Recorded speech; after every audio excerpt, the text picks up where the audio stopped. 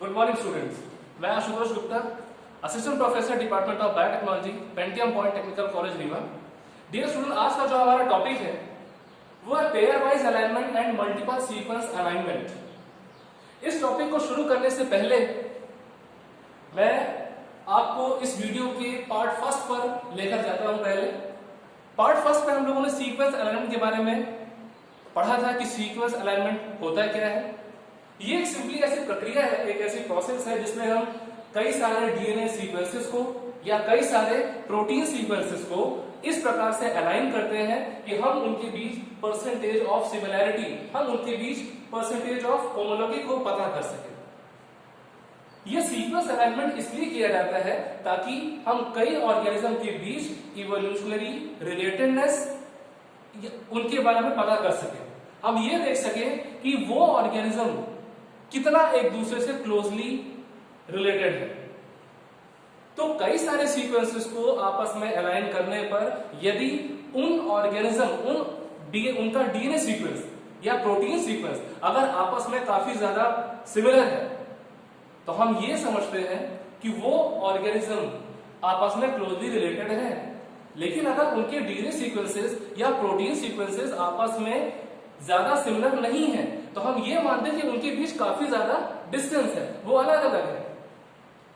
तो इस टॉपिक को समझने के लिए हमने आपको पहले पार्ट फर्स्ट में हमने आपको बताया था कि सीक्वेंस अलाइनमेंट हम बेसिकली दो तरीके से करते हैं, जिसमें से जो पहला तरीका था वो है लोकल अलाइनमेंट और दूसरा था ग्लोबल अलाइनमेंट। ये दो तरीके से ये डिपेंड करता है एरिया पर कि यदि हम डीएनए सीक्वेंस या प्रोटीन सीक्वेंस में हर एक लेटर को, मतलब डीएनए सीक्वेंस में यदि हम हर एक न्यूक्लियोटाइड को आपस में हम कंपेयर कर रहे हैं तो वो हमारा कहलाता है ग्लोबल अलाइनमेंट। और यदि हम पूरे डीएनए सीक्वेंस को कंपेयर ना करके पूरे डीएनए का एक स्पेसिफिक रीजन को यदि हम अलाइन करते हैं तो वो कहलाता है हमारा लोकल अलाइनमेंट। लास्ट वीडियो में एक पॉइंट मुझे आपको बताना था, वो मैं आपको इस वीडियो में कंटिन्यू कर रहा हूं कि लोकल अलाइनमेंट करने के लिए हमें कुछ एल्गोरिथम का इस्तेमाल करना पड़ता है। तो लोकल अलाइनमेंट में हम स्मिथ वाटरमैन एल्गोरिथम का इस्तेमाल करते हैं जो कि पूरी तरीके से डायनेमिक प्रोग्रामिंग पर आधारित है। इसी प्रकार से ग्लोबल अलाइनमेंट जिसमें हम पूरे के पूरे डीएनए सीक्वेंस को आपस में कंपेयर करते हैं, एक एक लेटर को, एक एक वर्ड को हम कंपेयर करते हैं, तो उन ऑर्गेनिज्म में, माफ कीजिएगा, उस डीएनए सीक्वेंसेस को आपस में कंपेयर करना मींस ग्लोबल अलाइनमेंट करने के लिए हम नीडलमैन वुंश एल्गोरिथम का इस्तेमाल करते हैं जो लोकल अलाइनमेंट की तरह डायनेमिक प्रोग्रामिंग पर आधारित है। ये हमारा लास्ट पार्ट फर्स्ट का ये पार्ट था जिसमें मैंने आपको बताया कि लोकल अलाइनमेंट, माफ कीजिएगा, लोकल अलाइनमेंट और ग्लोबल अलाइनमेंट क्या है और ये किस तरीके से होते हैं। वेल, इस मेथड में हम लोग अपने नए टॉपिक की ओर जा रहे हैं जहां टॉपिक का नाम है pair wise and multiple sequence alignment. तो आप इस शब्द का मतलब समझते होंगे कि पेयर वाइज का मतलब क्या है और मल्टीपल सीक्वेंस का मतलब क्या है। तो पेयर वाइज का मतलब एक करके शुरू करते हैं। पहले हम बात करते हैं यहां पर पेयर वाइज अलाइनमेंट की।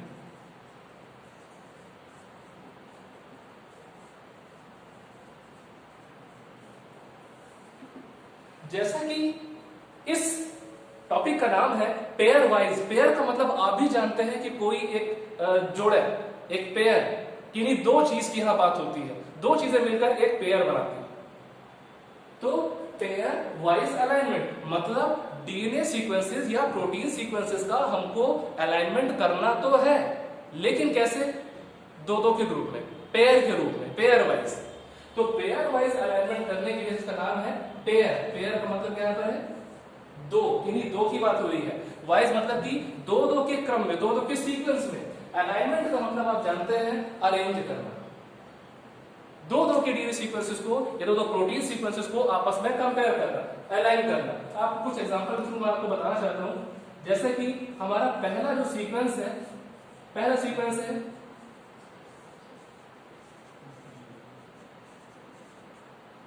पहला सीक्वेंस मैंने लिख दिया है और हमारा दूसरा सीक्वेंस है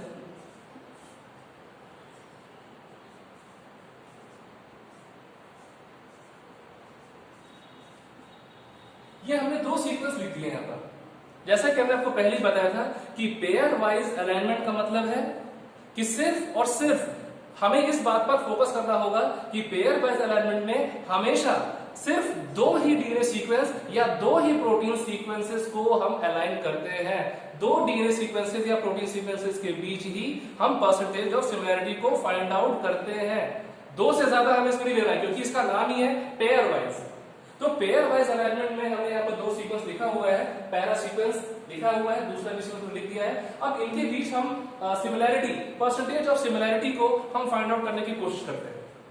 तो ये जो पेयर वाइज अलाइनमेंट है, ये अलाइनमेंट करता तो है पर हर एक मैचिंग होने पर ये एक स्कोर देता है।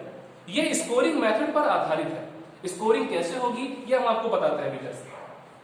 पहला सीक्वेंस यदि आप देखें तो यहाँ पर सीक्वेंस का नाम मैं आपको बोल के बता देता हूं। पहला सीक्वेंस है adenine, thymine, adenine, guanine, adenine, guanine, adenine, thymine, guanine, adenine. इस प्रकार से नीचे का अलग सीक्वेंस।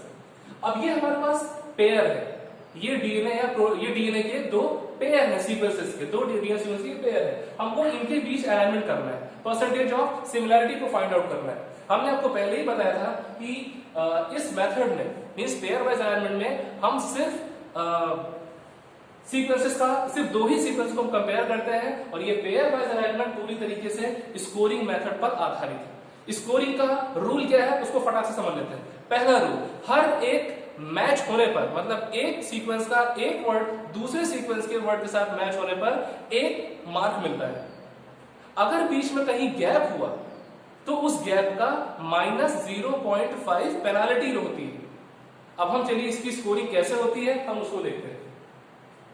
डीएनए सीक्वेंस में जो पहला सीक्वेंस है वो है एडेनिन, यहां भी एडेनिन, मतलब कि हमारा एक सीक्वेंस और दूसरा, दोनों सीक्वेंसेस का जो पहला लेटर था वो मैच हो गया, तो हम यहां पर स्कोर करेंगे 1। दूसरा थाइमिन और इसमें भी थाइमिन, हम यहां पे स्कोर करेंगे +1। एडेनिन एडेनिन दोनों में, मतलब अभी मैं जो नाम ले रहा हूं ये मैच जो हो रहा है हम उनकी बात कर रहे हैं कि मैचिंग होती जा रही है और हर मैचिंग होने पर मार्किंग हो रही है। फिर यहां पर +1, ऊपर भी ग्वानिन है नीचे भी ग्वानिन है, यहां पर भी हो गया हमारा +1। अब हम लोग आगे बढ़ते हैं कि पहले डीएनए सीक्वेंसेस में है एडेनिन तो दूसरे में है साइटोसिन, यहां मैचिंग नहीं हुई है। फिर ग्वानिन है पहले सीक्वेंस में, दूसरे में है साइटोसिन, मैचिंग नहीं हुई है।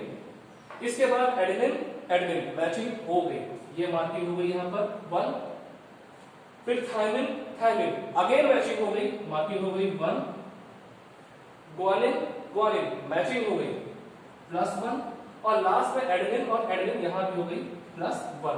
ये मैंने आपको सिर्फ कंपैरिजन होने पर, मैचिंग होने पर स्कोर कैसे किया जाता है हमने ये वो बताया। अब मानिए कि जैसे बीच के जो रीजन यहां पर मैच नहीं किए हैं, हम आपको अब दूसरी चीज बताने जा रहे हैं कि मान लीजिए इसकी जगह पर ये यहां पर डिलीशन हो गया, यहां पर गैप है, 3 गैप, 3 की मैचिंग हुई, 3 मैचिंग होने के बाद 3 गैप और इसके बाद 4 की मैचिंग हुई। तो हमने आपको पहले ही इस बात को बताया था कि मैचिंग होने पर हर एक मैचिंग पर 1 मार्क मिलता है और हर एक गैप होने पर -0.5 की पेनाल्टी होती है।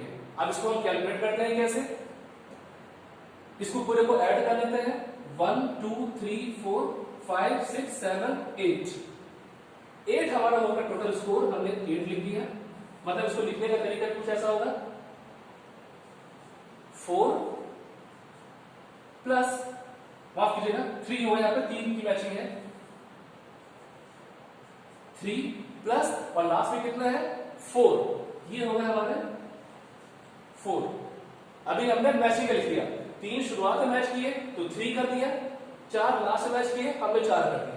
अब इसके बाद हम लगाएंगे ब्रैकेट और ब्रैकेट के अंदर हम मेंशन करने जा रहे हैं अब गैप पेनाल्टी का। वो कैसे होगा, 3 गैप है तो 3 इनटू, हमने आपको पहले ही बताया था कि हर एक पेनाल्टी पर 0.5 की, मतलब हर एक गैप होने पर 0.5 की पेनाल्टी लगती है। तो यहां पर 3 इंटू, चूंकि यहां पर 3 गैप है तो हम यहां पर 3 इंटू 0.5 लगा देंगे। इतनी बात क्लियर हुई, मैं आपको फिर से बता रहा हूं, फिर समझ लीजिए। 3 सीक्वेंसेस कंपेयर हुए तो हर एक मैचिंग पर एक एक मार्क हो गया, 3 वर्ड मैच किए तो 3 मार्क यहां पर आ गए। 3 फिर गैप है तो गैप में 0.5 की मैचिंग हो जाएगी, माफ कीजिएगा 0.5 की यहां पर पेनल्टी होगी। फिर इसके बाद 4 मैच किया तो 4 के फिर 4 स्कोर हो गया, तो 3 मैचिंग हुई और 4 मैचिंग हुई, तो 3 प्लस 4, 3 प्लस 4। अब गैप कितने हैं? 3, और हर गैप की 0.5 पेनल्टी, तो 3 इंटू 0.5 सिंपली यहां आपको कैलकुलेट कर लेना है बस। कैलकुलेट करने पर आपको देखिए कि कितना है कैलकुलेशन इसका, प्लस करने पर ये हो गया 7, और इसके बाद हम माइनस कर देगा, माइनस हमने लगा दिया, क्योंकि टोटल स्कोर में से जितना हमारी मैचिंग हुई है उस टोटल स्कोर में से हमें गैप को हटाना पड़ेगा। तो गैप है यहाँ हमारे 3 गैप है, 3 गैप का मतलब है 0.5 से हमको मल्टीप्लाई करना है तो 1.5 मार्क्स हमारी पेनल्टी निकलती है। तो 7 में से हमें माइनस कर देना है 1.5। अब इतना मैथ्स आप जानते हैं, इसको आप कैलकुलेट कर लेंगे, तो कैलकुलेशन करने पर रिजल्ट कितना आएगा?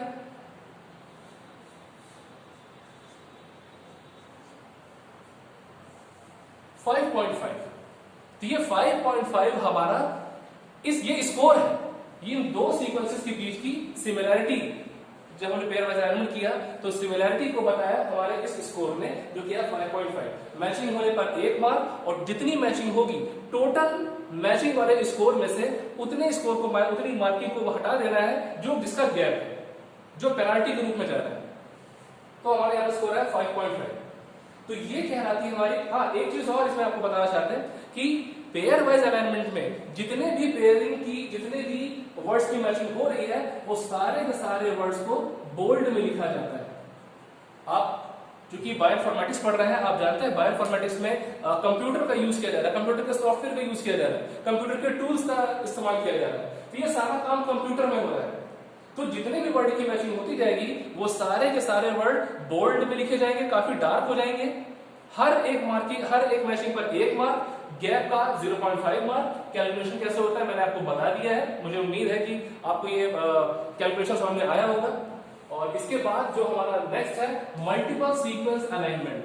मल्टीपल सीक्वेंस अलाइनमेंट को हम शॉर्ट में MSA भी कहते हैं, MSA, मल्टीपल सीक्वेंस अलाइनमेंट।